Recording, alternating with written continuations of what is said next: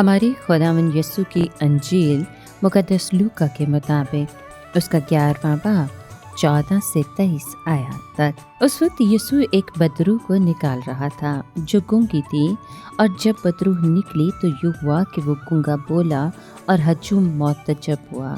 मगर उनमें से बाज़ ने कहा कि वो बदरूहों के सरदार बाल-ज़बूल की मदद से बदरूहों को निकालता है, और उन्हें आजमाइश के लिए आसमान पर से कोई निशान उससे मांगा।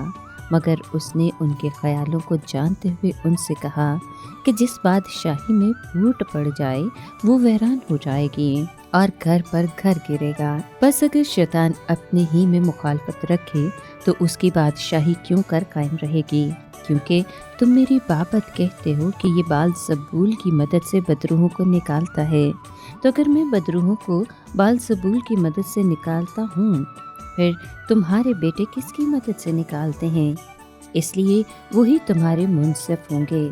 लेकिन अगर मैं खुदा की कुदरत से बदरूहों को निकालता हूँ तो बेशक खुदा की बादशाही तुम्हारे पास आ पहुँची है। जब कोई मुसल्लह ज़ोरावर अपनी हवेली की हिफाजत करे तो उसका माल महफूज रहता है, लेकिन अगर कोई इससे भी ज़ोरावर आकर उस पर गालिब आए तो उसके सब हथियार जिन पर उसका भरोसा था छीन लेता और उसका माल लूट कर बांट देता है।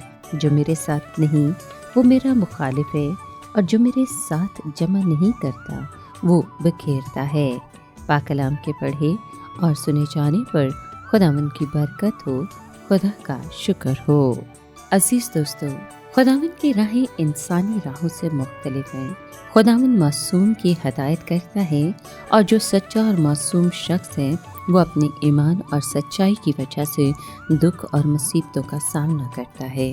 दुनिया के कैद खानों में बेशुमार मासूम लोग सलाहों के पीछे तरस रहे हैं। कितने मासूम लोग जालिम के जुल्म की वजह से तख्तेदार पर अपनी जानें दे चुके हैं। लेकिन हमारा खुदावंद खुदा कैदियों को रहाई बख्शता है, अंधों को बनाई देता है और कुचले हुओं को आज़ादी बख्शता है। मेरा रोज़ा मुझे याद दिलाता है कि मैं कच रवि कड़ियों को तोड़ूं, कैदियों की रहाई का सबब बनूं और मासूम लोगों के लिए अदल हासिल करने की जुस्तजू करूं। ए खुदाए मेहरबान, तू जो कैदियों को रहाई देने के लिए इस दुनिया में आया, मासूम लोगों की रहाई का सबब बन, जो सलाहों के पीछे किसी मसीहा के इंतज़ार में है। आमीन।